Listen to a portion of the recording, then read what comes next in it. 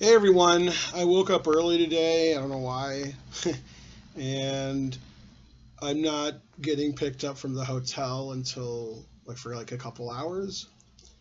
So I guess I'll make a video, then I won't have to make one later. Yeah. Um, I was looking at the games from the tournament I just played in, and I figured I'll show you the game between the player who won and the player who came in second. That's Baryshpolets, who got +4. And yesterday in my video, I said that Chirila got +2, but he actually got +3. So he won his last round. So he got 6 out of 9, and Baryshpolets got 6.5. And they played in the middle of the tournament when they were also in first and second. And Baryshpolets was actually ahead by half a point at that time. He had 4.5 out of 5, and Chirila had 4 out of 5, and neither one had lost a game. Uh, Actually, I should flip the board since I want to show it from White's point of view. I was looking for Black's point of view, but I don't know why. Okay, so Baryshpolets is White against Chirila, and this was played about 5 days ago in the tournament I just played in, the St. Louis Winter Classic. And these are the players who finished first and second. Okay, Baryshpolets and Chirila played the Grunfeld. And I'm not impressed with the way Chirila played the opening. They played like sort of a main line here. Black should play c5 before castles. Castles is already inaccurate, which is weird because he plays the Grunfeld. So I don't know why he's making it an accurate move like on move 5 or 6. The reason is you have to put pressure on the center immediately. Otherwise, you give White a lot more options. So any Grunfeld player, like Svidler and Nepomniachtchi and when Kasparov played chess and when Fischer played chess, plays c5 here. So castles is already inaccurate.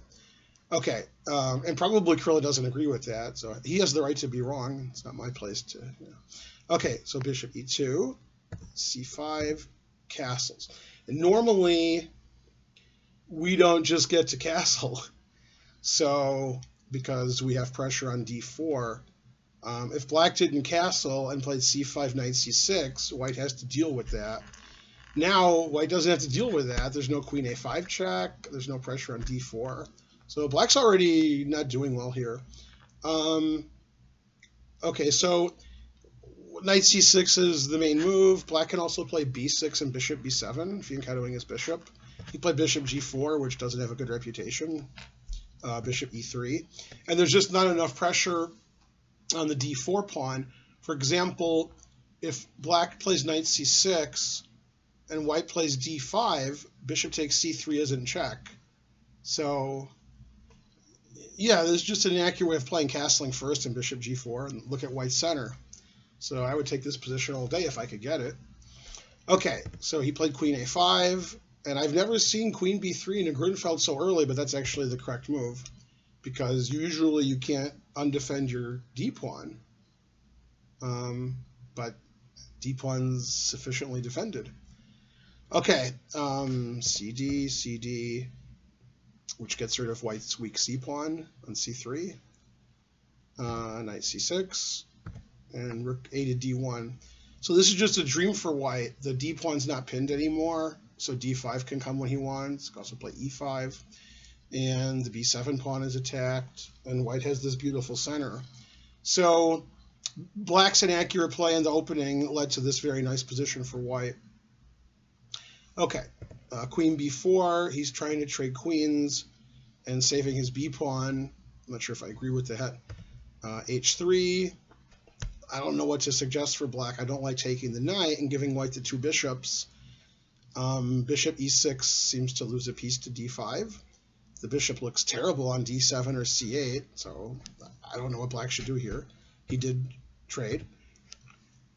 Now, it's true there's 3 black pieces attacking the d4 pawn, and there's only 2 white pieces defending it, but you can't take it because your knight's defending your queen. So you can't take with the knight, your queen's hanging. Okay, if you trade queens, then you're not attacking the pawn enough. So here White has 2 bishops and the center, so great position for White. Okay, a5, Black has a queenside majority, so reasonable. He played e5, which At the same time, blocking black's bishop on g7 opens up his own bishop. So that move makes a lot of sense. Unlike when I played e5 against Hess and I got crushed. Although when I played e5 against Hess, it was okay. Okay, and rook to d8, putting more pressure on d4. Queen takes. You could take with the knight. But I almost want to say you should take with the knight, because maybe that's a correct statement. But okay, I have the two bishops, and your bishop on g7 is terrible, so I don't know. Seems good for white. Okay, took with the pawn, which is what I would do, because he played a5. He wants to activate his rook on a8. Attacks the pawn on a2, rook to d2, defending the pawn. e6, blocking the center. That looks like a good move. Rook to c1, rook a6, defending. Bishop e4, just a solid move. Rook a8, attacking the a-pawn. Rook c2, defending the a-pawn. So white has three advantages here, the two bishops, obviously. Black has double b-pawns, and white has a better center. White has 2 pawns to 1 in the center. All those advantages give white a clear advantage. It's not clear how to win, but I would guess eventually the b-pawns are going to be pretty weak on b4 and b7. And they can be attacked by everything, and the knight that's defending the b-pawn is also under attack. So it looks like black's eventually going to lose a pawn. Black doesn't really have a way to attack anything. He attacked the a-pawn as much as he could, and that's it. Okay, so bishop f8. Always play bishop f8. Bishop to g5. Looks good. h6. Bishop went back to e3. It's called provoking the weakness. Now, g6 and h6 are defended less than they were, and the bishop sort of has to babysit this pawn. And it's hard for black to do anything. So I sort of like this bishop g5 to e3. It's sort of cute. Okay, rook a3, d5, which is a pawn sacrifice, but it's very temporary. And this is why it's good to have more center pawns and push them. Okay, and they traded. The bishop on d5 is a monster. In fact, when I give private lessons, I explain to my students, when you have two bishops, and your opponent has one bishop, you both have a bishop of the same color. They're both on dark squares, now green squares. And you have one bishop that doesn't have a counterpart, and that's your powerful bishop. That's the one you have to activate. Bishop on d5 does many good things. Defends a2, puts pressure on this diagonal, puts pressure on this diagonal to the center. Yay. Okay, so black got a pawn for his troubles. And then white got a rook on the 7th, giving black more troubles. I mean, he could have taken the pawn on b7, but why? It's not going anywhere. Yeah, we don't want to let white take on f7. So, yeah, this isn't good for black. Okay, rook d8, pinning the bishop, sort of. I mean, not really pinning the bishop, it can move. Yeah, I don't know what to suggest. I mean, black's position is just awful. Bishop to b3, they trade rooks. And the b-pawns for black are just terribly weak. And also, I guess if it was white's move, f4 would be annoying, because f7 is under attack by the rook and the bishop. And the knight's defending it, but not after f4. So b7's hanging, b4 is going to fall, f7's going to fall. White has the two bishops, white has a rook on the 7th. Black's rook is sort of trapped. Okay, he played b5, saving his pawn. And probably the idea is if I play f4, he brilliantly got a square for his knight, and trading just leads to a draw. In fact, trading might lead to a win for black. I thought that white could play bishop b4, but I guess rook a4 wins. So, yeah, that was his plan. He saved his b-pawn, and he's ready to play knight c4. Unfortunately, he probably missed white's next move, I'm guessing, because white's rook is so beautiful on the 7th rank, attacking the pawn on f7. He probably didn't expect it to move off the 7th rank, but there's more important things to be done here. And it turns out rook c8 just wins. And I think if he doesn't play rook c8, might not be winning. Certainly better, but I mean, black's going to play knight c4. So, okay, so there's two threats, the one you see and the one you don't see. You see bishop takes b4 probably. You might even see bishop takes h6. The other threat is rook takes f8 check. And then after the king takes the rook, then bishop takes b4 check, and white's a piece up. That's a lot of threats. Bishop b4, rook f8, bishop h6. It's a lot of threats. And the reason is, this is all in the same diagonal, and now this is pinned. And yeah, so everything's coming up Milhouse. All right, so black played for tricks, but tricks are for kids. He played king g7, getting out of all these pins. White played rook takes f8. Obviously, if king takes f8, bishop takes b4 check, and white is going to be up a piece. So he played desperado, rook takes b3.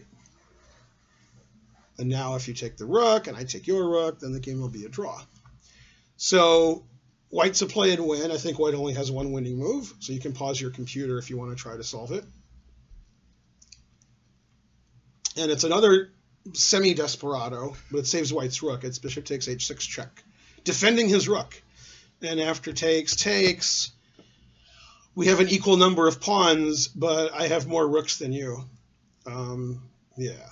And if you sort of run very quickly and win my b pawn one way or the other, you're going to lose all of your b pawns yourself, and white's going to be the exchange and a pawn up.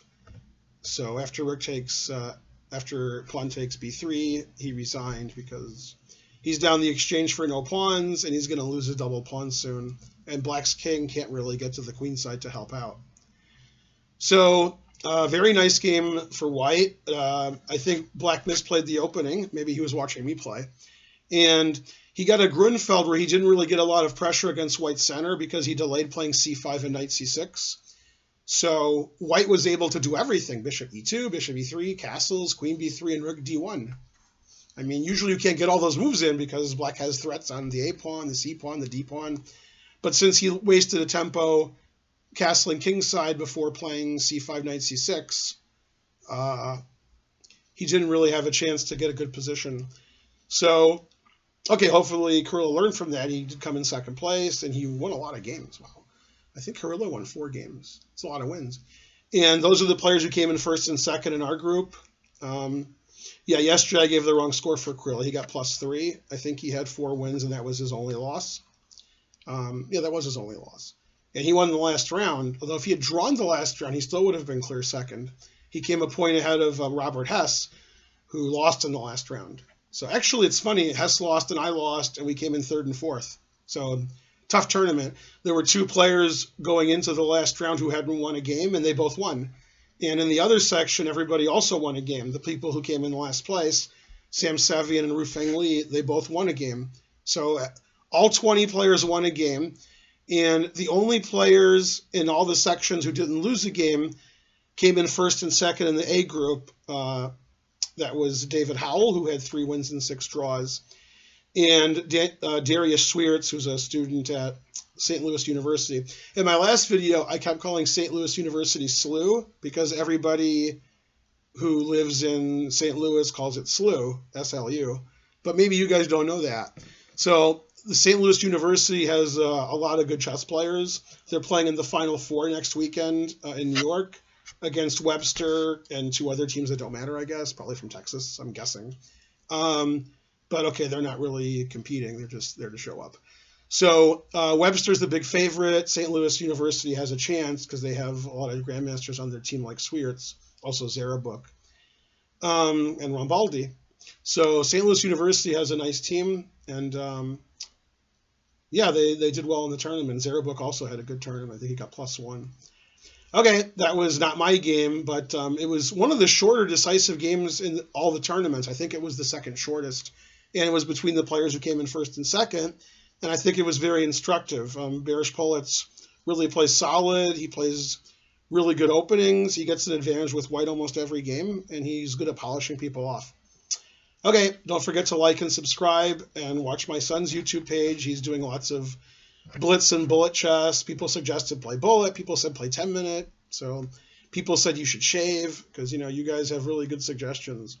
Now, Spencer doesn't have a wife, so I don't know if he's going to do what you guys say, but doesn't have a girlfriend, so he might do what she says.